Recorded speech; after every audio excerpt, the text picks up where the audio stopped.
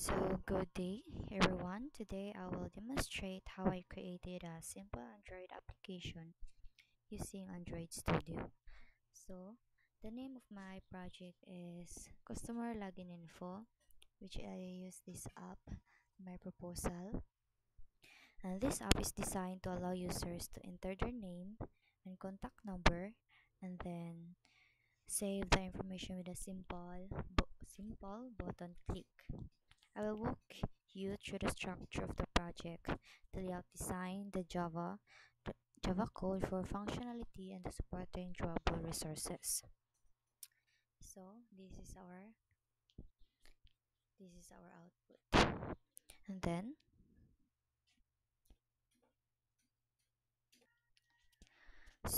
as we create our project in an Android Studio, so the first na important is the Android manifest. Okay? This file is like an identity card sa atong app.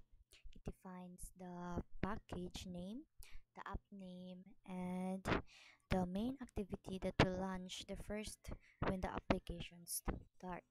So man is ang Android manifest. So as you can see, we have the not a package name, which is the customer icon, that example customer login info. And we have the launcher activity. The launcher activity is the so um, we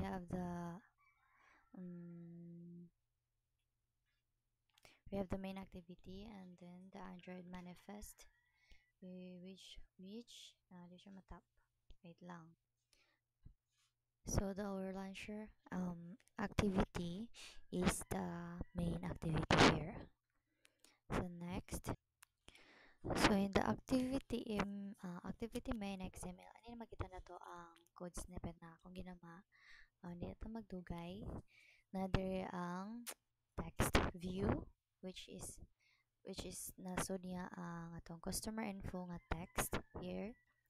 The input text style, which na dito ang atong name and the contact number. So here the text view is the title view, which is have the blue background.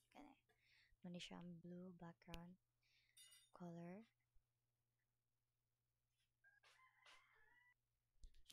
And then we have the text color, which is the color white, but then nato na siya i-change into any color like blue dark.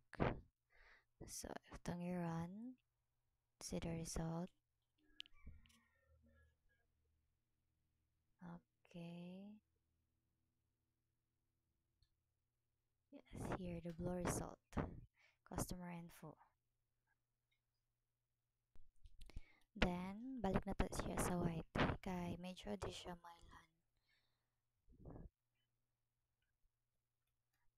Color. Then, natang i-run. By using emulator, we will see the here, customer info na balik siya. And then, we use the text style, which is bold. Atong gi-bold, aron siya maklaro. The next, we have the name, and the contact number input. We have the drawable, our background, we use the drawable background input. We have the shape in our name text background. We have the rectangle size. We have the color of light blue. Here, light blue. Kanya color is light blue. And the yellow corner, mo ni color yellow corner sa atong name. And then next we have the wato siyang gibold or may na to di kayo siya hanap with a text size of 18 scale pixels, so manitong size, and then gibold. And then the next one is contact number, same as sa name. We use the rectangle shape sa background niya, and then we have the color of kani the light blue and the yellow corner color on the side. And then we also use the text size of 18 pixel size, scale size, and then natong bold. And then the next one is the button, the save.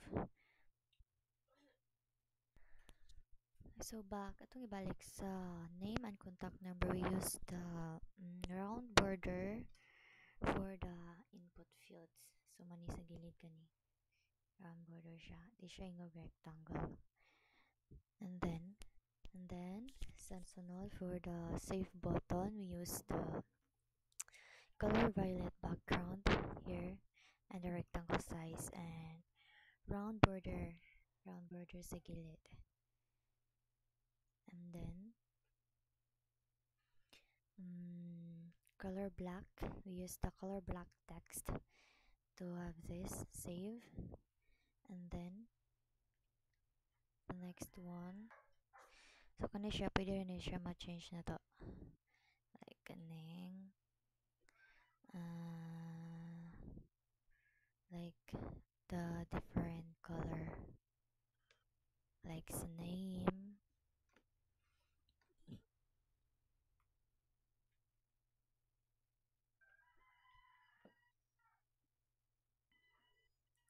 And then run na to outro.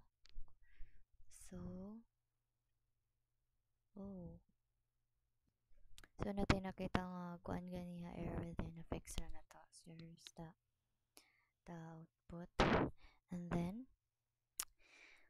here when we save the when the save button is clicked, the app check in our main activity.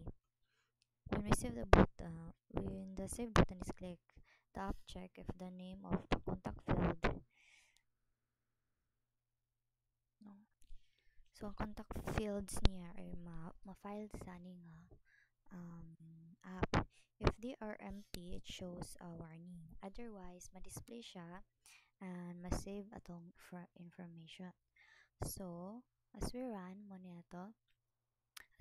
app, the Android phone, by using emulator, the background is using the white background and the title shows the customer info with a blue blue rounded rectangle, this one, and the two input boxes appear with the gray borders. We have the name and the contact number, and we have the save button which is color violet. And when I type the name and contact, for example, Christine Talabok, and the contact number 091234. So okay, then as we press the save button, it pops the confirming that our info is already saved in this app. So that's all.